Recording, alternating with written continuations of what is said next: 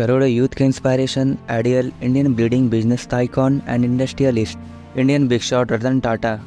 Tata group of industrialist के सबसे successful chairman एक इंडस्ट्रियलिस्ट होने के साथ साथ रतन टाटा एक जिंदा दिल इंसान भी है।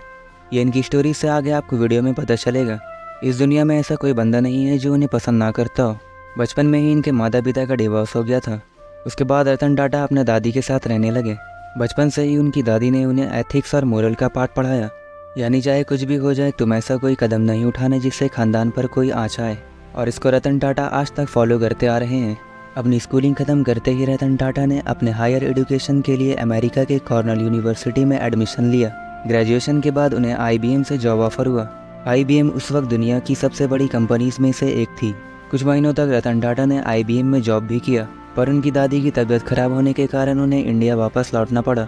वापस आते ही रतन टाटा टाटा स्टील्स में काम करने लगे, पर यहाँ काम करने में इनका दिल नहीं लगा। जब रतन टाटा ने ये बात JRD टाटा से कही तब उन्होंने नेल्को कंपनी संभालने का काम रतन टाटा को दे दिया। नेल्को इलेक्ट्रॉनिक सेक्टर में काम करती थी, जो कि उस वक्त बहुत लॉस में चल रही थी। और यहाँ आता है ट्विस्ट। नेल्को टेक ओवर करने के बाद कंपनी में हो रही गलती को ढूंढने के लिए रतन टाटा ने कंपनी को एनालाइज करना स्टार्ट कर दिया। और एनालाइज करने के बाद ग्राउंड लेवल से लेकर टॉप लेवल तक उन्होंने चेंज लाया। रतन टाटा की लीडरशिप में कुछ ही सालों के अंदर नेल्को के सारे टिप्स क्लियर हो गए और नेल्को फिर से एक प्रॉफिट कंपनी बन गई। सन 1991 में रतन टाटा की असली जर्नी शुरू हुई, जब वो टाटा एंड सन के 5th चेयरमैन बने। जब रतन टाटा चेयरमैन बने उस वक्त के सीनियर्स का मानना था कि रतन टाटा इस पोस्ट के लायक नहीं है, पर JRD टाटा ने किसी की ना सुनते हुए रतन टाटा को चेयरमैन बना दिया। और यहाँ से शुरू हुई रतन टाटा की लीडरशिप की जर्नी।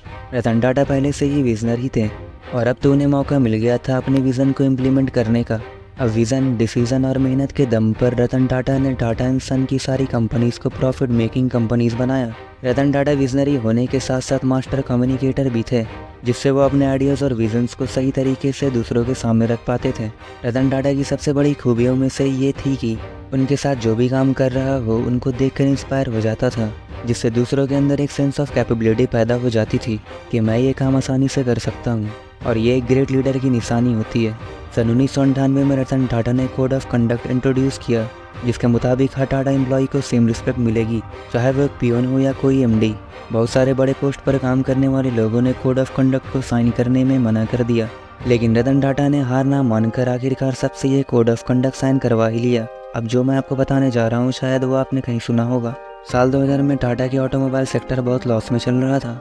इस पर रतन टाटा ने डिसीजन लिया कि वो टाटा मोटर्स को फोर्ड को बेच देंगे, इसलिए अपने टीम के साथ बिल फोर्ड से मिलने चले गए।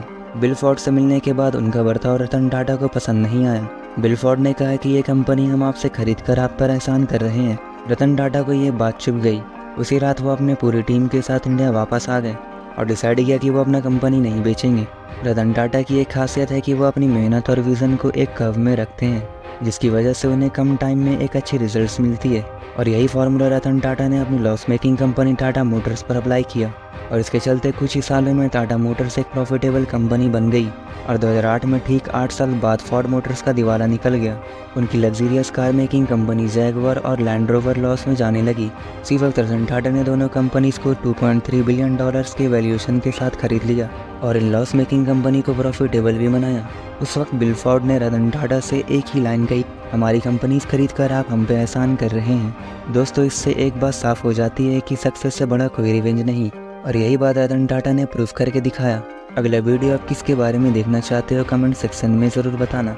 अगर ये वीडियो अच्छी लगी तो वीडियो को लाइक, चैनल को सब्सक्राइब करके हमें सपोर्ट करो। नोटिफिकेशन ऑन कर लीजिएगा ताकि आप आने वाली वीडियोज़ को मिस ना कर पाओ। मिलते हैं अगले वीडियो में।